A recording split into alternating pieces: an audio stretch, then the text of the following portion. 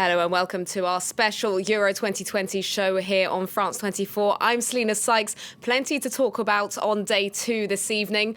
We start with the big match of the day. England's campaign got off to a winning start after they beat Croatia 1-0 in Wembley in front of 22,000 fans.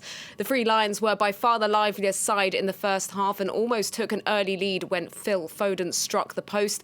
The Croats didn't cause too many problems for Gareth Southgate's side and barely tested England goalkeeper Jordan Pickford. Raheem Sterling scored in the 57th minute, sliding in a perfect pass from man of the match Calvin Phillips. A historic day for the Three Lions. It's the first time they've won their opening game at a European Championship.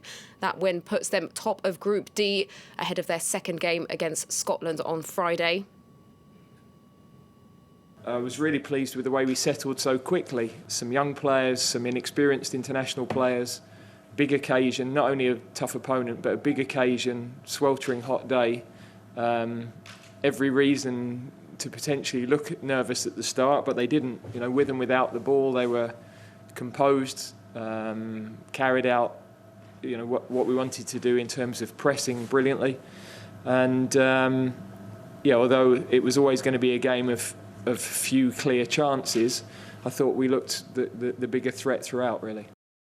Now to talk some more about that match, I'm joined here on set by sports journalist Firas Echi. Firas, a good confidence boost for England, obviously beating the side that knocked them out of the World Cup in 2018.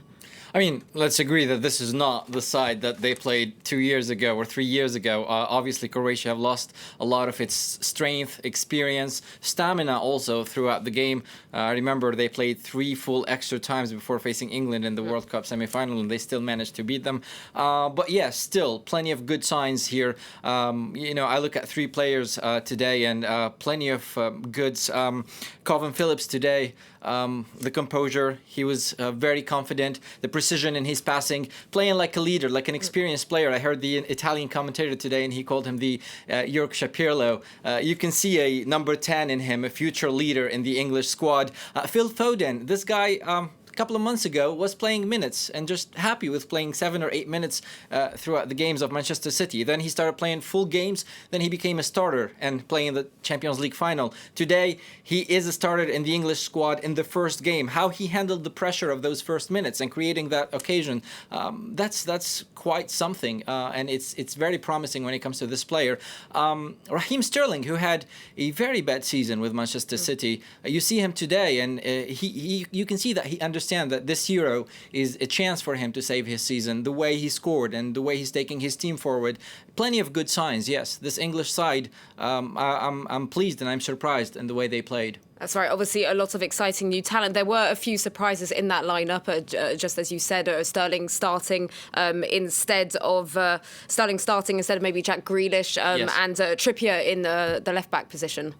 I think we could criticize all these choices before the game, but when you see the game coming together, when you see what Southgate had in mind, and you see it all playing out perfectly well, you can't criticize him. I think he's the one who knows how the locker room is working. He's the one who understands who's in form, not just physically, but also mentally, who's ready to just play this game. A first game is always the most difficult one. How you start the tournament usually is the game that decides how you're going to be throughout the cup and the tournament. So I think Southgate knew his players better than anybody else, and it turned out well. So I can understand the choices, but only haven't seen the game. Mm-hmm. And just quickly, quite a disappointing start for obviously the World Cup finalists. Yeah, it is. It is the end of a generation. We've seen no signs of force or danger throughout the game. Yeah, even Luka Modric, I mean, we know he's at the end of his career. His best days are behind him. So for Croatia, they'll be looking to rebuild perhaps toward the next year. I wouldn't even see them rebuilding something in the World Cup a year from now. It is the end of a generation, unlike England, who's been building on this squad for the last 4 years. Indeed. One generation coming to end and a generation just coming through there. Let's now move on to a dramatic 5-goal thriller between the Netherlands and Ukraine at the Johan Cruyff Arena in Amsterdam this evening. After a goalless first half, captain Georginio Wijnaldum opens the scoring for the Netherlands shortly after the break. Wout van Hurst then doubled the lead a few minutes later. Ukraine pulled one back thanks to an outstanding finish by Andriy Yarmolenko, 25 yards out in the 75th minute, before Roman Yaremchuk headed in the equaliser 4 minutes later, shocking the Netherlands. Denzel Dumfries scored a dramatic late winner, sealing a 3-2 victory for the Dutch side with a header in the 85th minute, his first international goal. Firas, this was a really great starter for the Netherlands, who've obviously been out of international competitions for 7 years now. Yeah, perhaps this is my bias, but it's always fun to watch the Dutch, whether they lose, win, draw. It was perhaps the first fun game to watch throughout this tournament.